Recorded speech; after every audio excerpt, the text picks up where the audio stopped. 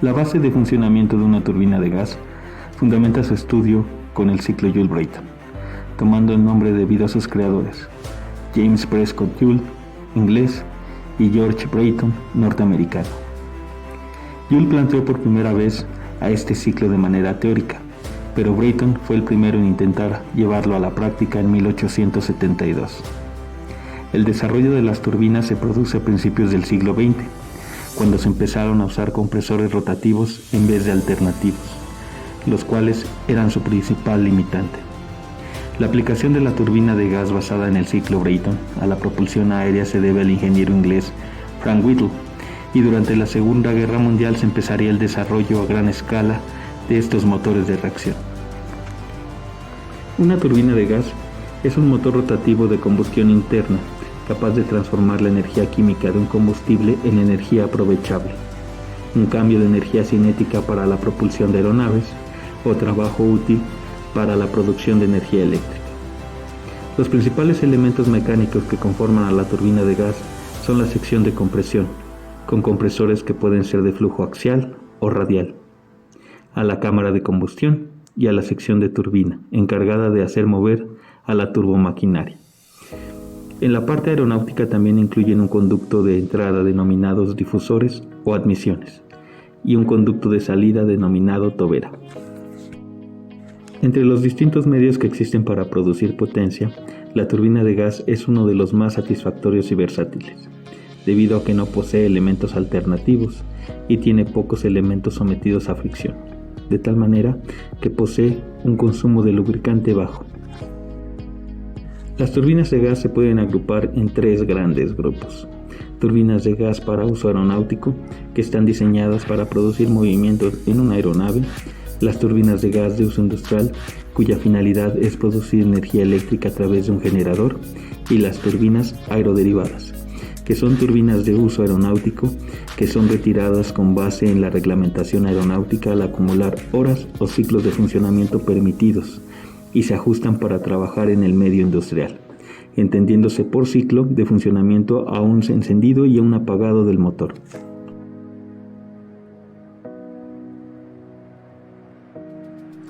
Aire entra a una turbina de gas. El conducto de entrada puede ser un difusor en caso de que la aeronave trabaje en régimen subsónico, es decir, por debajo de la velocidad del sonido, o una admisión supersónica, en caso de que trabaje por arriba de la magnitud de la velocidad del sonido. El aire tiene tres componentes: axial, radial y tangencial. La suma de estas componentes se le considera como velocidad absoluta. Tomando en cuenta que el compresor se encuentra girando a una velocidad angular determinada y este tiene una dimensión específica, se genera una componente tangencial de dicha turbomaquinaria.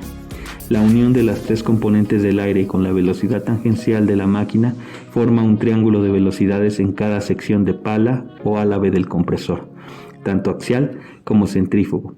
Si dichas velocidades son muy altas, pueden alcanzar regímenes transónicos o supersónicos en la punta de pala del compresor, pudiendo comprometer su desempeño o performance, y su integridad estructural, por supuesto. Es por eso que se coloca un conducto de entrada cuya función es disminuir la velocidad de entrada del aire para que el compresor trabaje de forma segura con velocidades no muy elevadas en su punta de pala. Al disminuir su velocidad, por teorema de Bernoulli, aumentará la presión del aire que ingresa al motor. Posteriormente pasa por el compresor, el cual hace que el motor ceda energía para que ésta se utilice para comprimir al aire en cuestión. La compresión del aire conlleva en aumentar la presión, y esta implícitamente aumenta también la densidad y disminuye la velocidad. Dicho aumento de presión es necesario para que se mezcle con un combustible de alto octanaje y que se logre la combustión en la siguiente sección. El compresor puede ser de flujo axial, el cual reduce la componente radial en mínimas magnitudes y dirige al fluido hacia una dirección axial. El flujo másico de aire se calcula con la velocidad axial del mismo y como condición de diseño, dicha velocidad se mantiene constante a lo largo del compresor, de tal forma que si se aumenta la densidad del aire por la ley de la conservación de la masa, el área transversal se reduce, haciendo que los álabes del compresor reduzcan su tamaño. El otro tipo de compresor es de flujo radial, también se le conoce como compresor centrífugo, el cual es un disco muy pesado, por lo que se debe tener bien contemplada la incorporación de este tipo de componente para uso aeronáutico. Se le denomina radial porque prácticamente el desvío del flujo del aire se realiza de forma radial, reduciendo a cero a la componente axial del mismo. El diámetro del motor se puede incrementar, pero se reduce el largo al usar esta clase de turbomaquinaria. Después de que el aire se ha comprimido en el compresor, llega a la cámara de combustión, en donde se inyecta combustible de alto octanaje, entendiendo que el octanaje es la capacidad antidetonante del mismo, de tal forma que un combustible de alto octanaje necesita de una alta presión y temperatura para ser inflamado, liberando con él una alta energía calorífica, y es por ello que el compresor le suministra este cambio de presión. Con lo anterior, la energía química del combustible se transforma en calorífica para que impacte en los salares de la sección de turbina. La turbina que se emplea es de flujo axial, ya que una de forma centrífuga es muy pesada, y la energía que se le extrae al fluido de trabajo es mínima para mover al compresor, ya que se encuentra acoplada a un eje. Es por ello que la sección de turbina es de longitud muy pequeña en comparación con la longitud de las etapas de compresión, de tal forma que el fluido impacta en la turbina, haciendo y entregando energía mecánica que sirve para mover al compresor y otros accesorios. La turbina sufre de esfuerzos mecánicos debido al movimiento y esfuerzos térmicos debido a la alta temperatura de los gases quemados. Es por ello que la principal limitante es la temperatura a la entrada de la turbina, ya que si se encuentra muy elevada puede comprometer a la integridad estructural de la sección, haciendo inservible al motor al rebasar la temperatura permisible de trabajo. Un claro ejemplo de ello es anteriormente los denominados arranques calientes, que se producen cuando el piloto ingresaba una gran cantidad de combustible en la cámara de combustión y al momento de encenderse destruían prácticamente a la sección de turbina. En la actualidad, por medio de los sistemas electrónicos de control, ya la computadora de vuelo restringe dicho proceso. Después de ello, el fluido de trabajo o los gases como producto de la combustión llegan a un conducto denominado tobera, cuya finalidad es acelerar a dichos gases. El acelerar involucra un aumento en la velocidad que produce un cambio en la cantidad de movimiento, provocando un empuje que hace que la aeronave se empiece a desplazar, produciendo propulsión. Este cambio en la velocidad depende en gran medida de la temperatura y presión en que se encuentren los gases a la entrada de este conducto. Mientras más temperatura se tenga a la entrada, mayor será la velocidad a la salida. Asimismo, mientras más diferencia de presión haya, mayor será la velocidad a la salida del motor. Es por ello que en muchas configuraciones se coloca entre la sección de turbina y la tobera una sección de postcombustión, denominado postquemador. Inyecta combustible, el cual se mezcla con los gases salientes de la sección de turbina, los cuales siguen trabajando con mucha cantidad de aire remanente sin quemar, aumentando en gran cantidad la magnitud de la temperatura antes de ingresar a la tobera.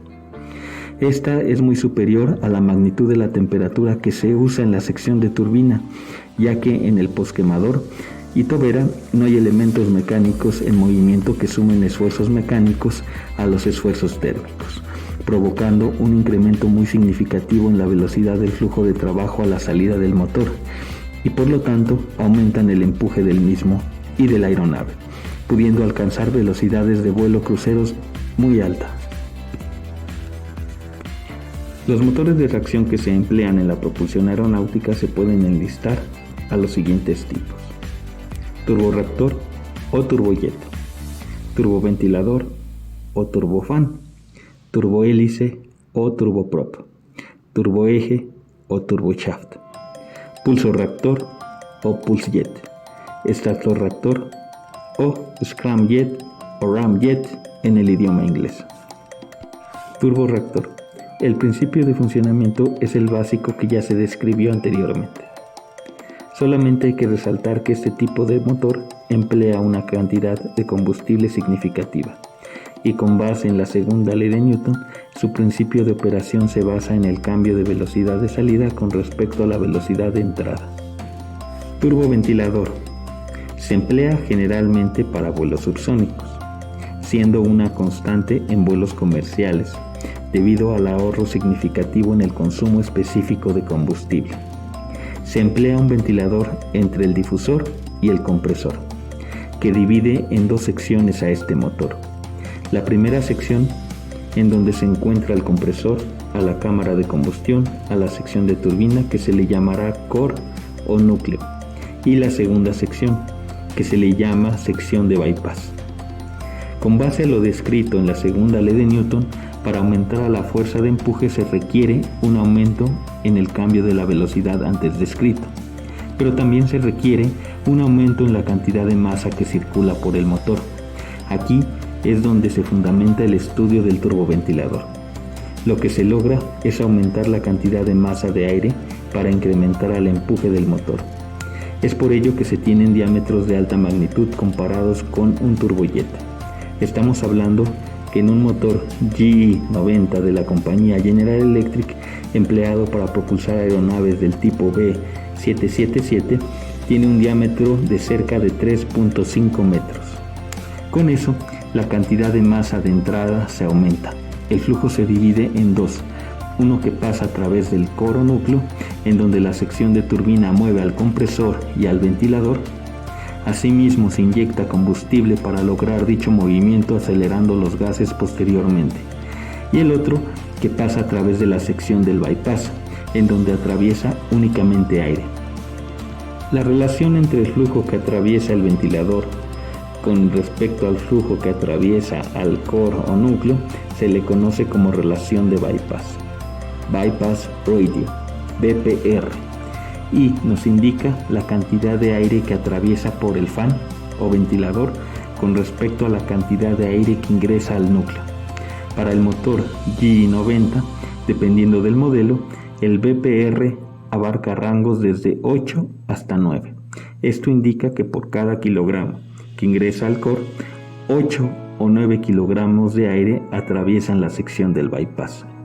Debido a lo anterior, se incrementa el empuje sin necesidad de crear un cambio de velocidad significativa, reduciendo el combustible a emplear.